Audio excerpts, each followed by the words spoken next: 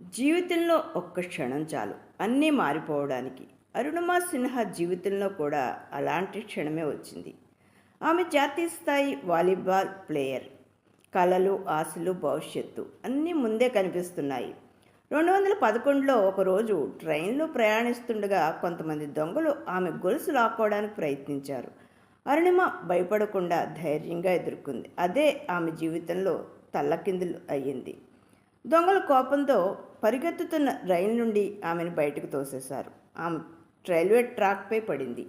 కింద పడిన అరుణిమపై మరో ట్రైన్ దూసుకెళ్ళింది. ఆ ప్రమాదంలో ఆమె ఒక కాలును కోల్పోయింది. అందరూ ఆమె జీవితం అయిపోయింది అనుకున్నారు. కానీ ఆమె ఒక్క మాట అనుకుంది. నేను ప్రపంచానికి నేనెవరో చూపిస్తా. ఎలాగైనా బ్రతుకు గెలిచి ప్రపంచానికి చూపాలని ఆ క్షణంలోనే నిర్ణయించుకుంది. 6 నెలల తర్వాత కృత్రిమ కాలును అమర్చుకుని ఆమె తన భవిష్యత్ నిర్ణయాన్ని ప్రకటిస్తే అందరూ ఆశ్చర్యపోయారు. తన చిన్ననాటి లక్ష్యమైన పర్వతారోహణనే ఎంచుకుంది.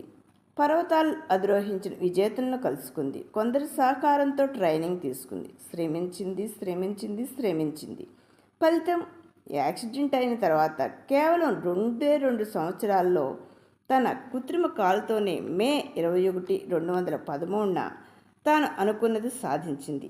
అవరోధాలన్నింటినీ దాటి అధిరోహించిన ఆమె త్రివర్ణ పతాకాన్ని ఎగరవేసిన ఆ పర్వత శిఖరం ఏదో తెలుసా? అలాంటి శిఖరం కాదు, ప్రపంచంలోనే ఎత్తైన ఎవరెస్ట్ శిఖరం. భారత జెండాను అక్కడ ఎగరవేసి చరిత్రలో నిలిచిపోయింది.